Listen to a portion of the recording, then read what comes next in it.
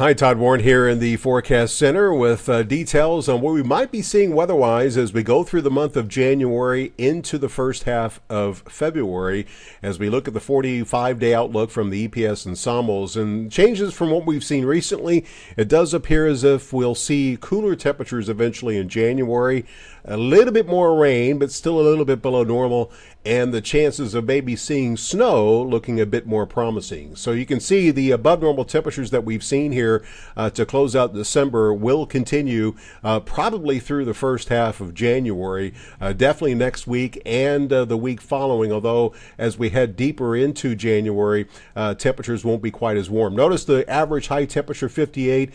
We might expect, if this is correct, to expect highs during this period this week to average out in the low to middle 60s. Following week, notice a little bit below normal temperatures. Normal high 59, might be looking at highs in the 50s for most locations in the week from the 15th through the 22nd.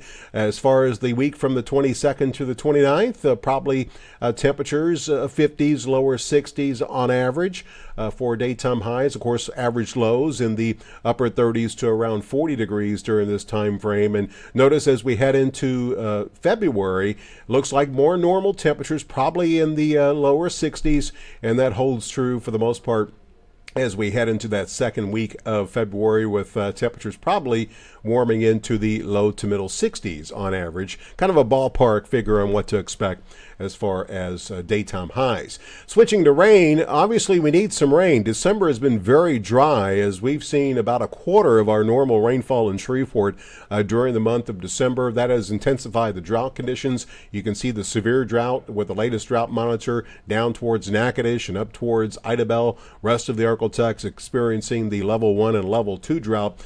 And there is a little bit better news on the rain front. It does appear as we enter that second week of January that we will see more normal rainfall. So if this is correct, we might see rainfall during that week of around an inch. The second week here, which ends on the 22nd, pretty much the same thing, right around an inch.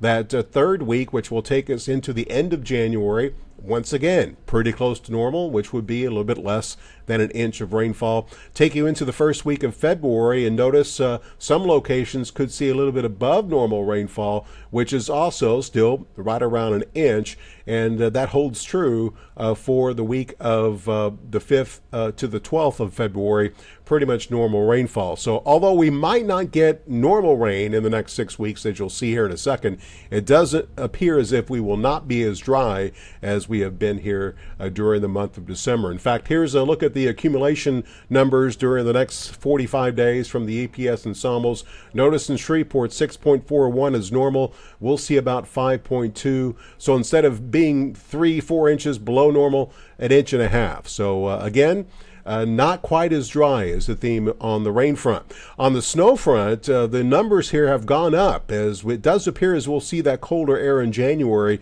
with a couple of cold snaps possibly leading to a better chance of snow. Now, pinpointing exactly when that's going to happen is impossible at this point.